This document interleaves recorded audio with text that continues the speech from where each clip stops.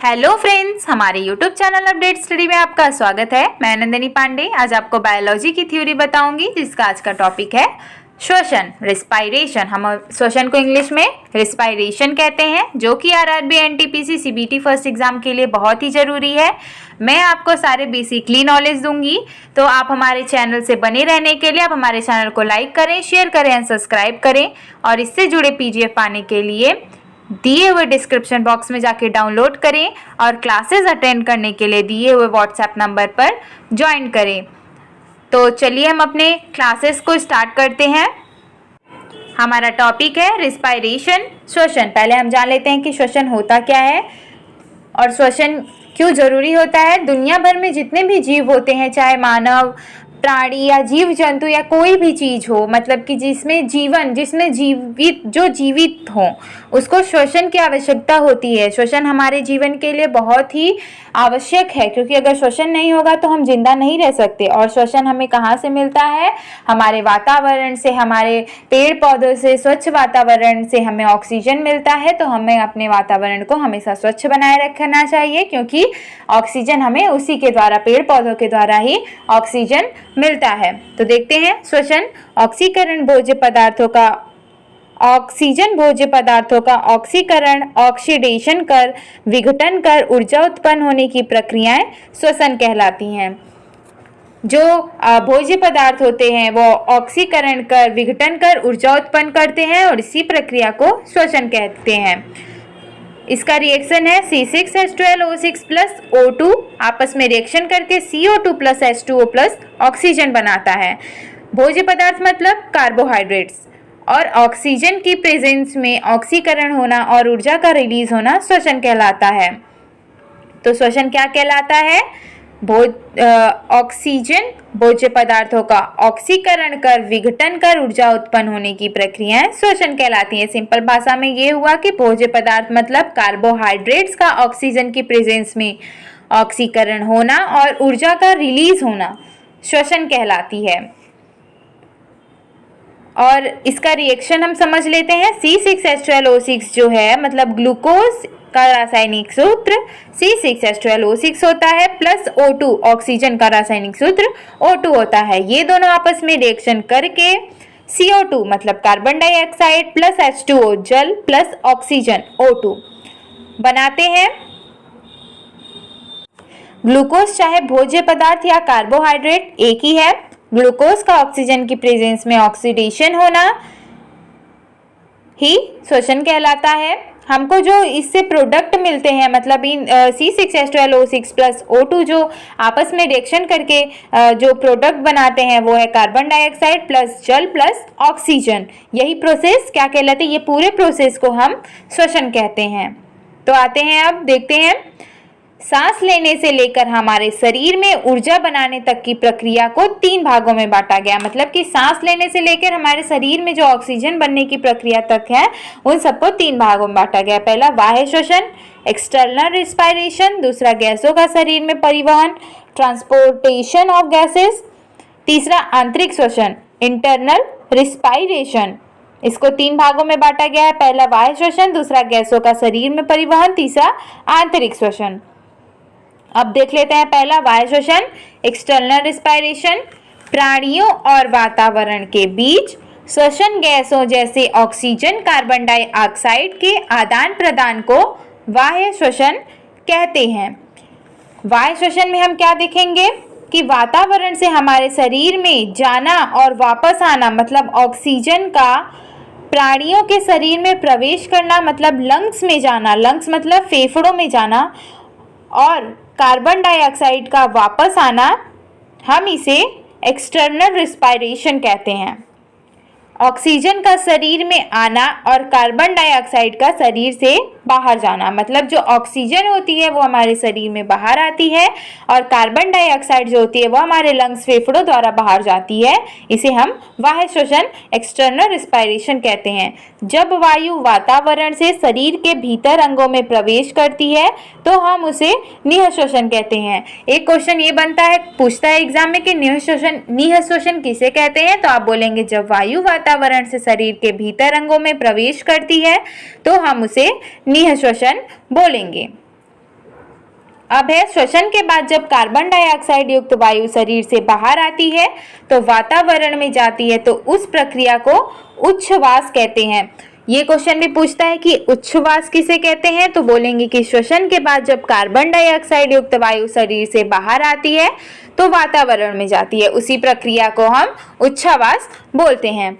मनुष्य सांस लेते समय किस प्रकार के गैसों को लेता है और किस प्रकार के गैसों को बाहर निकालता है, परसेंटेज फॉर्म में हम इसे देखेंगे। मतलब कि मनुष्य जो होता है किस प्रकार के गैसों को अंदर लेता है और किस प्रकार के गैसों को बाहर लेता है, वो कितने परसेंटेज मात्रा में होती है, उसके परसेंटेज को हम देखेंगे। तो मनुष्य द्वारा ली हुई सांस की हवा में प्रतिशत मात्रा हम बता रहे हैं आपको। नाइट्रोजन जो होता है वो 78%, ऑक्सीजन 20%, CO2 मतलब कार्बन डाइऑक्साइड 0.03%, जल वाष्प 0.5%। नाइट्रोजन की मात्रा जो होती है वो 78% होती है, ऑक्सीजन की 20% होती है और कार्बन डाइऑक्साइड की 0.3% होती है और जल वाष्प का 0.5% होता है। ये जितने भी है इसकी प्रतिशत मात्रा ये मनुष्य द्वारा ली हुई सांसों की मात्रा होती है। अब देखेंगे हम मनुष्य द्वारा छोड़ी हुई सांसों की हवा में प्रतिशत मात्रा कितनी होती है। नाइट्रोजन जो है वो 78%, ऑक्सीजन 16%, CO2 मतलब कार्बन डाइऑक्साइड 4%, जल वाष्प 6.5%। नाइट्रोजन जो छोड़ी हुई सांस की प्रतिशत मात्रा जो है, नाइट्रोजन जो है वो 78% होती है, ऑक्सीजन जो है 16% होती है, CO2 4% होती है, जल वाष्प 6.5% होती है। इसमें नाइट्रोजन की कोई बदलाव नहीं होती। आपने देखा कि जो सांस लेने की थी, लेने वाली प्रतिशत थी, उसमें नाइट्रोजन की भी संख्या 78% थी, ऑक्सीजन की एक्सचेंज थी और कार्बन डाइऑक्साइड की भी अलग थी, जल वाष्प की अलग थी। नाइट्रोजन में छोड़ी हुई सांस और ली हुई सांस की संख्या नाइट्रोजन में बराबर होती है, जो कि 78% होती है। अब हमारा इम्पोर्टेंट क्वेश्चन है, फेफड़ों में ऑक्सीजन और कार्बन डाइऑक्साइड का जो एक्सचेंज होता है वह उन गैसों के दाब के अंतर के कारण होता है। मतलब कि फेफड़ों में ऑक्सीजन और कार्बन डाइऑक्साइड का जो एक्सचेंज होता है वह गैसों के दाब के अंतर के कारण होता है। गैसों के जो दाब होते हैं उनके अंतर के कारण होता है। अब है गैसों का शरीर में परिवहन, ट्रांसपोर्टेशन ऑफ गैसेस। हमारा दूसरा है ट्रांसपोर्टेशन ऑफ गैसेस, तो हम इसे देख लेते हैं। हम इसमें क्या डिस्कस करेंगे, जो एक्सटर्नल रिस्पायरेशन होती है वो जो एक्सटर्नल रिस्पायरेशन गैस हमारी लंग्स मतलब फेफड़ों तक पहुंचती है, वो गैसें हमारे शरीर में कोशिका मतलब सेल तक पहुंचती है। तो उसी के भागों को हम इसमें डिस्कस करेंगे कि कोशिका में कैसे ये पहुंचती है। तो हम देखेंगे ऑक्सीजन और कार्बन डाइऑक्साइड का फेफड़ों से शरीर की कोशिकाओं तक पहुंचना और वापस फेफड़ों तक आने की प्रक्रिया को ट्रांसपोर्टेशन ऑफ गैसेस कहते हैं। मतलब कि ऑक्सीजन और कार्बन डाइऑक्साइड, ऑक्सीजन O2 और कार्बन डाइऑक्साइड CO2 फेफड़ों से शरीर की कोशिकाओं तक पहुंचना, मतलब फेफड़ों द्वारा वह शरीर की कोशिकाओं तक पहुंचता है और वापस चला जाता है। मतलब आना और जाना, इसी की प्रक्रिया को हम ट्रांसपोर्टेशन ऑफ गैसेस कहते हैं। श्वसन गैसों को शरीर में ट्रांसफर करने का काम रक्त द्वारा होता है। श्वसन गैसों को मतलब जो श्वसन गैसें होती हैं उनको ट्रांसफर करने का काम कौन करता है, रक्त यानी कि ब्लड करता है। ऑक्सीजन का परिवहन रक्त में उपस्थित हीमोग्लोबिन के द्वारा होता है। जो हीमोग्लोबिन होता है वह रक्त में उपस्थित एक प्रोटीन होता है। हीमोग्लोबिन एक प्रोटीन होता है जो कि ऑक्सीजन का परिवहन रक्त में उपस्थित हीमोग्लोबिन के द्वारा, ऑक्सीजन का जो परिवहन होता है वह रक्त में उपस्थित हीमोग्लोबिन जो प्रोटीन होता है उसके द्वारा होता है। अब हम देखेंगे कि हीमोग्लोबिन क्या होता है। हीमोग्लोबिन को हम शॉर्ट में HB बोलते हैं। यह एक प्रोटीन है जो रक्त में पाया जाता है। इसके केंद्र में 9 परमाणु की उपस्थिति होती है। ये जो प्रोटीन होता है वह रक्त में पाया जाता है। हमने आपको बताया कि रक्त में जो मौजूद प्रोटीन होता है हम उसे हीमोग्लोबिन बोलते हैं। इसमें 9 परमाणु की उपस्थिति होती है। O2 प्लस HB मतलब हीमोग्लोबिन आपस में रिएक्शन करके ऑक्सी हीमोग्लोबिन बनाते हैं। ऑक्सीजन जो है वह हीमोग्लोबिन से जुड़ जाता है और ऑक्सी हीमोग्लोबिन एक टेम्पररी कंपाउंड बना लेता है जो कि ऑक्सी हीमोग्लोबिन होता है, ब्लड सर्कुलेशन के दौरान हमारे कोशिकाओं तक पहुंच जाता है। वहां जाकर ऑक्सीजन और हीमोग्लोबिन अलग हो जाते हैं और यह जो मुक्त ऑक्सीजन होता है वह हमारे कोशिकाओं तक पहुंच जाता है। इसमें बोलने का मतलब ये था कि ऑक्सीजन जो होती है वो हीमोग्लोबिन से जुड़ जाती है और ऑक्सी हीमोग्लोबिन का निर्माण कहते हैं। यह एक टेम्परेरी कंपाउंड बनाता है जो कि ऑक्सी हीमोग्लोबिन होता है, जो मतलब कि ऑक्सीजन और हीमोग्लोबिन आपस में जुड़ के जो बनाते हैं वो टेम्पररी कंपाउंड होता है जो कि ऑक्सी हीमोग्लोबिन होता है। ब्लड सर्कुलेशन के दौरान हमारी कोशिकाओं तक जाती है, फिर वहां जाके ऑक्सीजन और हीमोग्लोबिन अलग हो जाती है, जो कि मुक्त ऑक्सीजन बोली जाती है, वह हमारे कोशिकाओं तक पहुंच जाती हैं। ये सब जाके हमारे कोशिकाओं तक पहुंचती हैं। अब हम देखते हैं कि अब हमारा तीसरा है आंतरिक श्वसन, इंटरनल रेस्पिरेशन। आंतरिक श्वसन में श्वसन गैसों का एक्सचेंज कोशिकाओं में होता है, इसलिए इसे कोशिकीय श्वसन भी कहते हैं। जो श्वसन के प्रोसेस में जो भोज्य पदार्थों का ऑक्सीकरण होता है, ऑक्सीडेशन होता है और एनर्जी रिलीज होती है, उसे हम ऑक्सी श्वसन कहते हैं। मतलब ऑक्सी श्वसन में जो श्वसन गैसों का एक्सचेंज, मतलब इसमें जो होता है वो श्वसन गैसों का एक्सचेंज कोशिकाओं में होता है, उसे हम कोशिकीय श्वसन कहते हैं। ऑक्सीजन का एक्सचेंज होना ही कोशिकीय श्वसन कहलाता है। कोशिकीय श्वसन या आंतरिक श्वसन दो प्रकार के होते हैं। जो कोशिकीय श्वसन और आंतरिक श्वसन होते हैं वो कितने प्रकार के होते हैं? दो प्रकार के होते हैं। पहला अनाक्सी श्वसन, एनारोबिक रिस्पायरेशन। दूसरा आक्सी श्वसन, एरोबिक रिस्पायरेशन। हमने आपको बताया था कि इसमें जितनी भी मतलब कि ये जो आंतरिक श्वसन होती है वो बाह्य श्वसन, मतलब कि जैसे कि भोज्य पदार्थ ऑक्सीडेशन, इसमें भोज्य पदार्थों का ऑक्सीडेशन होता है। और बाह्य श्वसन लंग्स के द्वारा अंदर गैसों में एक्सचेंज होती हैं और ये सब एक्सचेंज कोशिकाओं द्वारा होता है। तो पहले हम जान जाते हैं कि कोशिका किसे कहते हैं। तो हम सेल स्ट्रक्चर देख लेते हैं। कोशिका के अंदर कोशिकीय द्रव होता है जो कि 70% भाग होता है। इसके अंदर केंद्रक, राइबोसोम, माइटोकॉन्ड्रिया और लाइसोसोम होता है। यह सब कोशिका के अंदर होती है। कोशिका जो होती है वह कोशिका द्रव्य के अंदर होती है जिसका 70% भाग होता है। इसके अंदर क्या क्या होते हैं? राइबोसोम्स होते हैं, माइटोकॉन्ड्रिया, लाइसोसोम, ये सब कोशिका के अंदर होती है।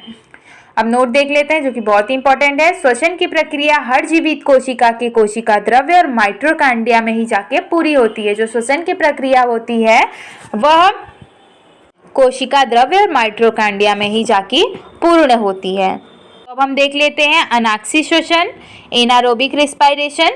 जो श्वसन ऑक्सीजन की उपस्थिति में होता है उसे अनाक्सी श्वसन कहते हैं। जो श्वसन ऑक्सीजन की उपस्थिति, मतलब जो श्वसन ऑक्सीजन की उपस्थिति में होता है हम उसे अनाक्सी श्वसन कहते हैं। इसमें ग्लूकोज का आंशिक विघटन होता है। ये इस श्वसन में जो होता है ग्लूकोज का आंशिक विघटन होता है, इसमें ग्लूकोज का विघटन होता है। आंशिक श्वसन कोशिका द्रव्य मतलब साइटोप्लाज्म में पूरी होती है। आंशिक श्वसन जो होती है वह कोशिका द्रव्य, मतलब कोशिका द्रव्य को इंग्लिश में हम क्या कहते हैं? साइटोप्लाज्म। तो ये साइटोप्लाज्म में इसके ये जाके पूर्ण होती है। इसमें ग्लूकोज का आंशिक विघटन कोशिका के कोशिका द्रव्य में पूरा आता है। इसमें ग्लूकोज का जो आंशिक विघटन होता है वह कोशिका के कोशिका द्रव्य में, मतलब साइटोप्लाज्म में जाके पूरा होता है। अब देख लेंगे इसका हम रिएक्शन देख लेते हैं। C6H12O6 जो है वो पायरुविक अम्ल प्लस 2 ATP ऑक्सीजन, इसमें C6H12 जो है वो पायरुविक अम्ल बनाता है, जो कि इसमें मौजूदा ATP की संख्या कितनी होती हैं? 2 होती हैं। इस पूरी प्रक्रिया को ग्लाइकोलिसिस भी कहते हैं। इसकी जो पूरी प्रक्रिया है हम उसको ग्लाइकोलिसिस भी कहते हैं। इसमें जो ऊर्जा रिलीज होती है, मतलब कि इसका कहने का मतलब था कि 2 ATP ऑक्सीजन जो दिया है इसमें जितनी भी ऊर्जा रिलीज होती है, इस प्रोसेस की ऊर्जा रिलीज जो होती है वो ATP के फॉर्म में होती है। ATP की फॉर्म में ऊर्जा रिलीज होती है। इसमें पूरे 2 ATP ऊर्जा खर्च होते हैं। इस पूरी प्रक्रिया को ग्लाइकोलिसिस भी कहते हैं। ग्लाइकोलिसिस क्योंकि जो ग्लाइकोलिसिस होता है वो ऑक्सीजन की अनुपस्थिति में होता है, जो कि ये दोनों में होता है, अनाक्सी में भी और आक्सी में भी। तभी हम इसको ग्लाइकोलिसिस कहते हैं। अब हम देखते हैं ऑक्सी श्वसन। जब श्वसन ऑक्सीजन की उपस्थिति में होता है तब ऑक्सी श्वसन कहते हैं। जब श्वसन ऑक्सीजन की उपस्थिति मतलब कि जो श्वसन ऑक्सीजन की उपस्थिति में होता है हम उसे ऑक्सी श्वसन कहते हैं। जो श्वसन ऑक्सीजन की अनुपस्थिति में होता है हम उसे अनॉक्सी श्वसन कहते हैं। इनमें ऑक्सीजन की उपस्थिति में ग्लूकोज के अणु मॉलिक्यूल्स का कंप्लीट ऑक्सीडेशन होता है। इसमें ऑक्सीजन की उपस्थिति में जो ग्लूकोज के अणु मॉलिक्यूल्स होते हैं उसमें कंप्लीट ऑक्सीडेशन होता है। ऑक्सी श्वसन माइटोकॉन्ड्रिया में विशेष एंजाइम की उपस्थिति में पूरी होती है। ग्लाइकोलाइसिस से प्राप्त पाइरुविक अम्ल का माइटोकॉन्ड्रिया में पूर्ण ऑक्सीकरण होता है। ये जो ऑक्सीकरण मतलब कि ये जो ऑक्सी श्वसन होता है वो माइटोकॉन्ड्रिया में विशेष एंजाइम की उपस्थिति में पूरी होती है। और ये जो ग्लाइकोलिसिस से प्राप्त पाइरुविक अम्ल या माइटोकॉन्ड्रिया में जाके ये पूर्ण ऑक्सीकरण मतलब ऑक्सीडेशन करता है। इसका रिएक्शन है C6H12O6 प्लस O2 जो कि आपस में रिएक्शन करके CO2 plus H2O plus 36 ATP oxygen बनाता है। मतलब कि इसमें पूरे ATP जो इस प्रोसेस में ऊर्जा रिलीज होती है वो ATP के फॉर्म में ये भी होती है। तो इसमें ATP जितनी खर्च होती है वो 36 है। इसमें 36 ATP ऑक्सीजन खर्च होती है।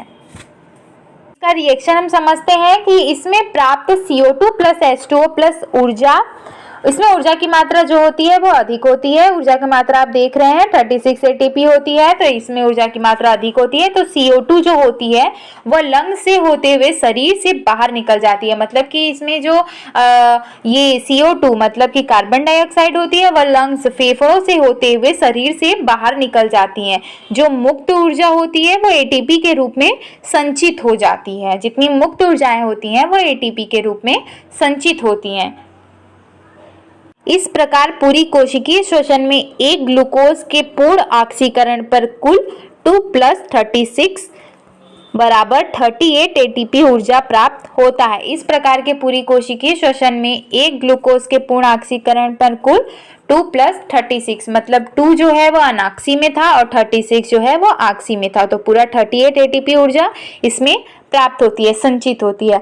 ऑक्सी श्वसन के प्रोसेस को ही कैब्स चक्र के नाम से जाना जाता है। जो ऑक्सी श्वसन का प्रोसेस होता है हम उसे कैब्स चक्र के नाम से जानते हैं। तो हम इम्पोर्टेंट आप देख लीजिए जो कि बहुत ही इंपॉर्टेंट है, क्वेश्चंस पूछे जाते हैं। मनुष्य के सांस लेने की दर कितनी होती है ये पूछ सकता है। तो आप बताएंगे मनुष्य के सांस लेने की दर 12 से 15 बार प्रति मिनट होता है। मनुष्य के जो सांस लेने की दर होती है वो 12 से 15 बार प्रति मिनट होता है। दूसरा है मनुष्य के श्वसन प्रक्रिया का नियंत्रण मस्तिष्क के मेडुला ऑब्लिंगेटा भाग के द्वारा किया जाता है। आपको क्वेश्चन पूछेगा कि मनुष्य के श्वसन की प्रक्रिया का नियंत्रण किसके द्वारा होता है, तो आप बताएंगे कि मनुष्य के श्वसन की प्रक्रिया नियंत्रण मस्तिष्क के मेडुला ऑब्लिंगेटा भाग के द्वारा होता है।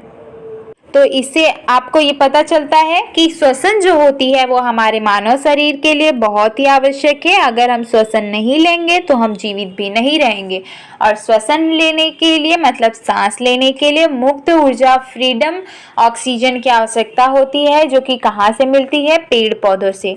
और इस टाइम पेड़ पौधों की कटाई बहुत हो रही है, तो हमें उस पर नियंत्रण के लिए हमें अपने घर पे कुछ पेड़ पौधे लगाने चाहिए। तो पेड़ पौधे से ही हमें ऑक्सीजन मिलती है, जो कि शुद्ध वातावरण से पेड़ पौधों से शुद्ध ऑक्सीजन मिलती है, जो कि हमें हानिकारक नहीं होती, हमें लाभदायक, हमें लाभ प्रदान करती हैं। इसीलिए हमें अपने वातावरण को हमेशा, आसपास के वातावरण को हमेशा शुद्ध बनाए रखना चाहिए। तो इसी के साथ हमारा टॉपिक समाप्त होता है। और आपको अगर इसमें कुछ नहीं समझ में आया हो तो आप हमारे कमेंट बॉक्स में कमेंट कर सकते हैं। और अगर आपको ऐसा लगता है कि कोई टॉपिक छूट गई हो तो आप हमारे कमेंट बॉक्स में कमेंट करके पूछ सकते हैं, हम आपको उससे ज़रूर बताएंगे। तो हम अपना टॉपिक समाप्त करते हैं। हमारे साथ बने रहने के लिए आप हमारे चैनल को लाइक करें, शेयर करें एंड सब्सक्राइब करें। हम ऐसे ही बेसिक नॉलेज आपको देते रहेंगे। मैं नंदिनी पांडे कल फिर दोपहर 3 बजे आपको मिलूंगी। तब तक के लिए be safe, be healthy and be happy. And आपसी दूरी बनाए रखें, क्योंकि इस टाइम कोरोना काल चल रहा है तो आपको अपनी हेल्थ पर ज़्यादा ध्यान देना चाहिए। तो आप अपने हेल्थ को बनाए रखें और ऐसे ही हमारे साथ पढ़ते रहें, जो कि आरआरबी एनटीपीसी के लिए बहुत ही बेसिकली थ्योरी में बताती हूँ। तो अब मैं आपसे विदा लेती हूँ, कल मैं फिर मिलूँगी 3 बजे। तब तक के लिए थैंक यू।